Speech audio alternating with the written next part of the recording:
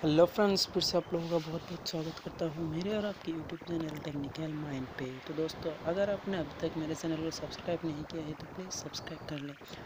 तो इसमें पहला नंबर में आती है जो गेम वो बहुत ही मज़ेदार है, प्ले स्टोर में अवेलेबल है, आप वहाँ जाके इसको इंस्टॉल कर सकते हैं। इसका नाम है flying motor bike single stunt rider. तो ये प्ले स्टोर में अवेलेबल है, आप वहाँ से जाके इंस्टॉल कर सकते हैं आप, अगर आपको पसंद आए तो। दोस्तों, अगर ये वीडियो को अच्छा लगा तो एक लाइक ज़रूर कर देना प्लीज़। तो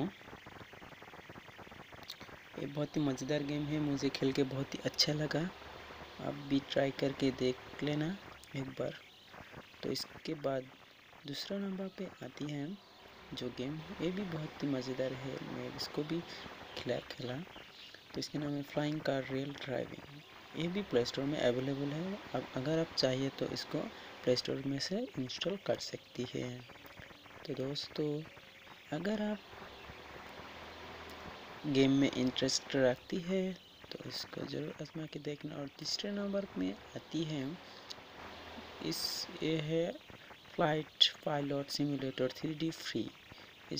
ये भी प्ले स्टोर में अवेलेबल है।